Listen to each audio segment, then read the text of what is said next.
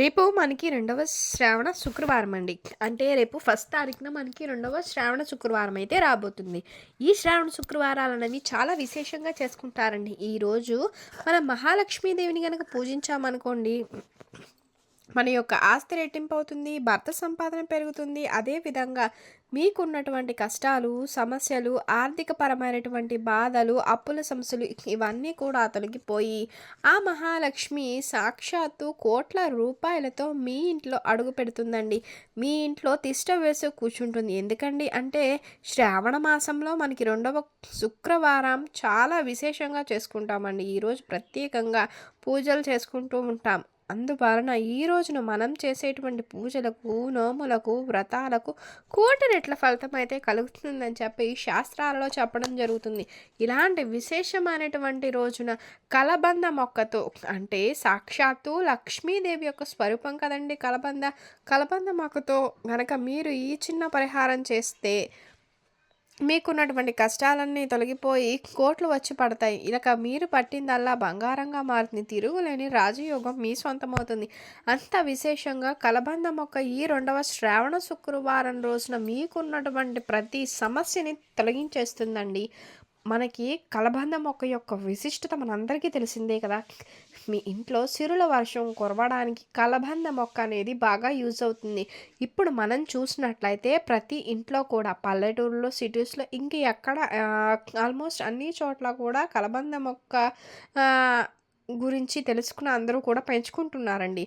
అయితే కలబంద మొక్క ఏ ఇంట్లో అయితే ఉంటుందో ఆ ఇంట్లో 33 కోట్ల దేవతలు ఉంటారని, డబ్బు పరంగా కలిసొస్తుందని చెప్పేసి కూడా ఈ అని చెప్పేసి చెప్తున్నారు. ఈ కలబంద అంతటి విశిష్టతను కలిగి ఉంటుంది. కాబట్టి ఈ కలబంద మొక్కతో పరిహారం ఏంటంటే, మీరు ఏ సమయంలో అయినా సరే ఇంకా విశేషమైనటువంటి ఫలితం కోసం మీరు సాయంత్రం సంధ్యా సమయంలో ఈ పరిహారం చేసుకుంటే ఈ మీకు వచ్చేటువంటి అదృష్టాన్ని ఆపడం ఎవరి తరము కాదండి.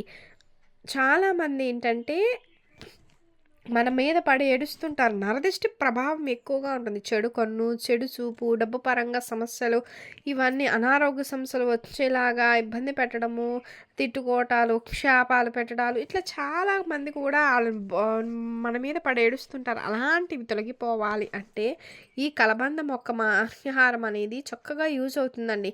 మనకి ఖర్చు లేని పరిహారము, స్వయంగా మన చేతితో మనం చేసుకునేదండి. స్వయంగా చేసుకోవడానికి ఈజీగా ఉంటుంది. ఉదయాన్నే లేచి ఇంటిని, వాకిలిని చక్కగా శుభ్రం చేసుకోవాలి. రెండవ శ్రావణ శుక్రవారం కాబట్టి గుమ్మం దగ్గర చక్కగా నీటితో క్లీన్ చేసేసుకుని కడుక్కొని అష్టదళం పద్మ ముగ్గులు వేసి పసుపు కుంకుమలతో చల్లుకొని ఆ లక్ష్మీదేవి ఇంటిని ఆ ఇంట్లోకి ఆహ్వానించండి. గుమ్మం ముందు మీరు ఎంత కళకళలాడుతూ చేస్తారో ఆ ఇంట్లోనికి అంత ఇదిగా లక్ష్మీదేవి రావడానికి ఇష్టపడుతుంది. అలానే ఇంటి లోపల కూడా కొంచెం నీటిని తీసుకుని అందులో కల్లు ఉప్పు వేసుకుని ఇంటిని తుడవండి.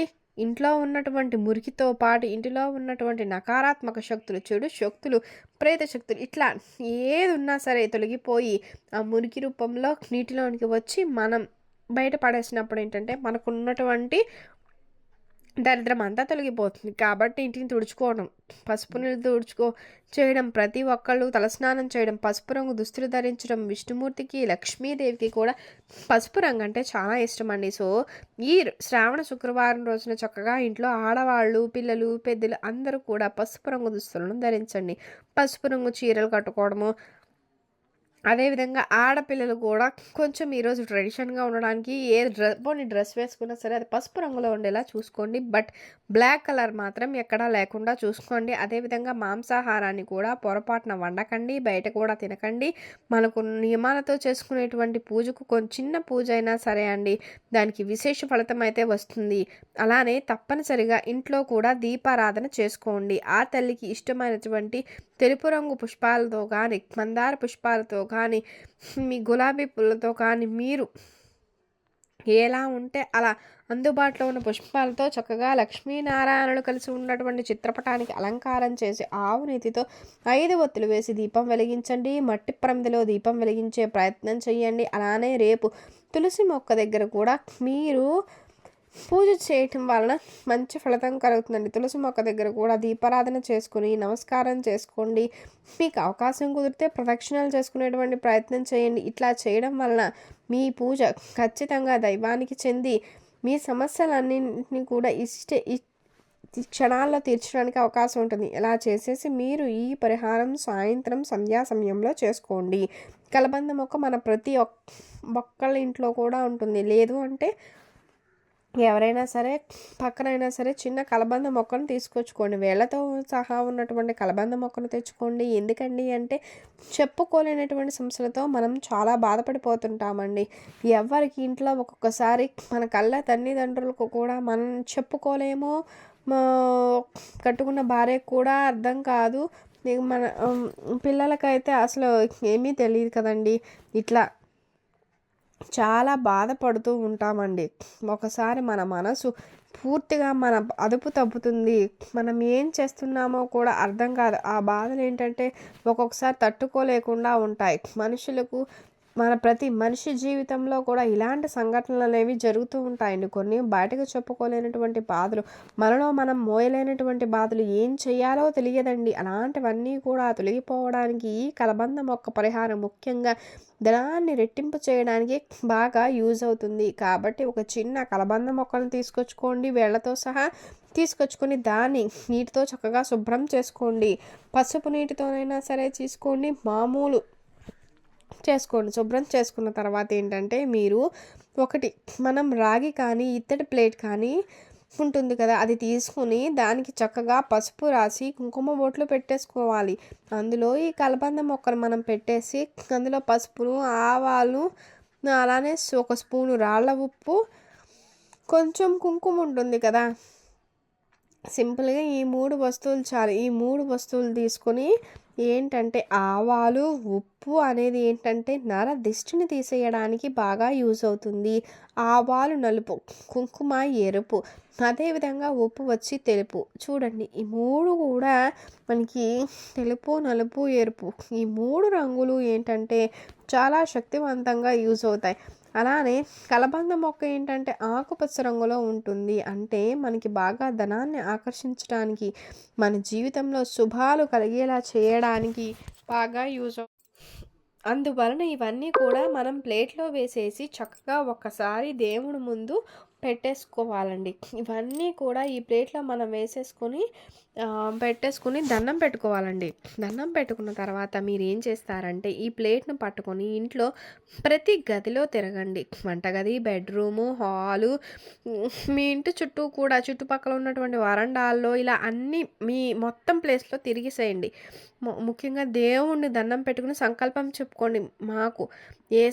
మీకు ఏ సమస్య ఉంటే ఆ సమస్య, డబ్బు బాగా పెరగాలని, కోరికలు నెరవేరాలి, మంచి ఉద్యోగం రావాలి, మంచిగా నా బిడ్డకు వివాహం జరగాలని, మీకు ఏదైనా ఇంట్లో సమస్య ఉంటే ఆ సమస్య అంతా తొలగిపోవాలి అని చెప్పేసి చక్కగా మనసులో సంకల్పం చెప్పుకొని ప్రతి గదిలో కూడా తిరగండి. ఇంటి చుట్టుపక్కల ఉన్నటువంటి ఆవరణలో కూడా తిరగండి. ఎందుకంటే కంటికి కనిపించని దుష్టశక్తులు జనాల ఏడుపులు అనేవి ఎప్పుడూ ఉంటూ ఉంటాయండి. ఆ ఏడుపులతో మనకి ఏంటంటే మనం ఎంత వద్దన్నా సరే సమస్యలు అనేవి తెలియకుండానే వస్తుంటాయి. ధనం అనేది చేతికి అందకుండా ఇబ్బంది పడిపోతుంటాం. అవన్నీ తొలగిపోయి మనకి ధనం చేతికి అందడానికి, అప్పులు తీర్చుకోవడానికి, మంచిగా సంపాదన పరంగా బాగా కలిసి రావడానికి, ఊహించిన ధనం పొందడానికి, సంతోషంగా పొందటానికి ఆ లక్ష్మీదేవి యొక్క అనుగ్రహం ఉందనుకోండి, డబ్బు పరంగా మనం ఎదగటంలో ఆశ్చర్యపోవాల్సిన అవసరం ఉండదండి. ఫలానా వాళ్ళే డబ్బులు సంపాదించాలనేది ఆ లక్ష్మీదేవి యొక్క కటాక్షం ఉంటే గట్టిగా పేదవాళ్ళు కూడా కుబేరులుగా మారతారు.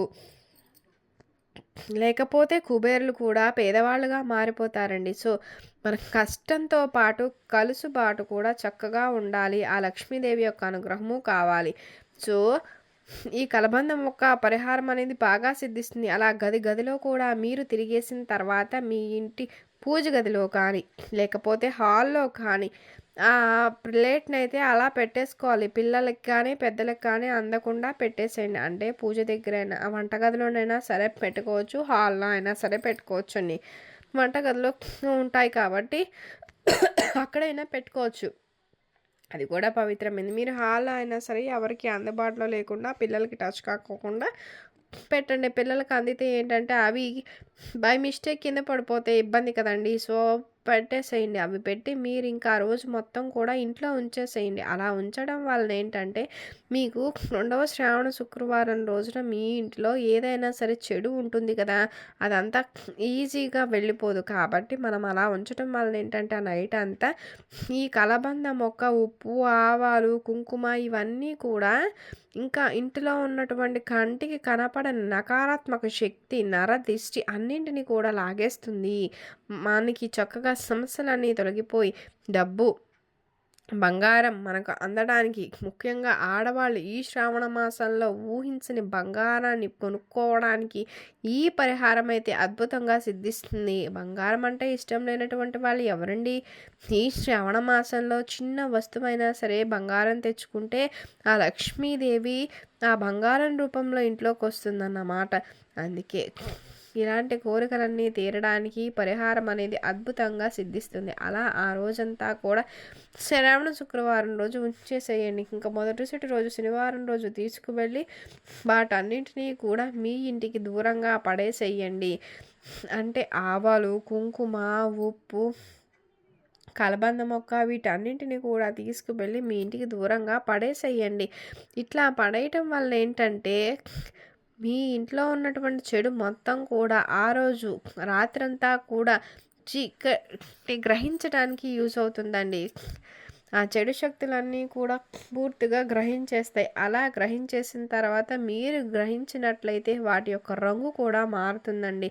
అంటే కొంచెం ఒక నలుపు రంగులోనికి ఒక రకమైనటువంటి కలర్ కొంచెం లైట్‌గా చేంజ్ అవుతుంది. చెడును పూర్తిగా లాగేస్తుంది. ఇంకా అలా తీసుకువెళ్ళి ఇంటికి దూరంగా పడేసేయాలి. ప్లేట్‌ని మాత్రం చక్కగా శుభ్రంగా కడుక్కొని వచ్చేయాలి. వచ్చేటప్పుడు కాళ్ళు కడుక్కోవాలి. అలా శనివారం నెక్స్ట్ డే పడేసేయాలి. ఇట్లా చేయడం వలన ఏంటంటే మీకున్నటువంటి ప్రతి సమస్య కూడా తీరిపోతుంది. ముఖ్యంగా ఈ రెండో శ్రావణ శుక్రవారం రోజున ఈ కలబంద మొక్క పరిహారం అనేది మీ యొక్క ప్రతి కష్టాన్ని తీర్చి మీ జీవితంలోనికి కోట్ల రూపాయలను ఆహ్వానించడానికి చేస్తుంది. కాబట్టి ఖచ్చితంగా సింపుల్‌గా ఈ పరిహారం చేసుకొని ప్రతి సమస్య నుంచి కూడా మీరు బయటపడగలుగుతారు. చక్కగా తరతరాలు కూర్చొని తిన్నా సరే తరగని సంపద కూడా రాదు. సో, మీరిలా చేయండి. మీ యొక్క ఆస్తిపాస్తులను రెట్టింపు చేయండి. భర్త సంపాదన ఆహ్, చే సో, రెట్టింపు చేసుకోండి. ముఖ్యంగా ఆ రెండవ శ్రావణ శుక్రవారం రోజున ఆ లక్ష్మీదేవిని ఇంటికి ఆహ్వానించండి. తెలుసుకున్నారు కదండీ!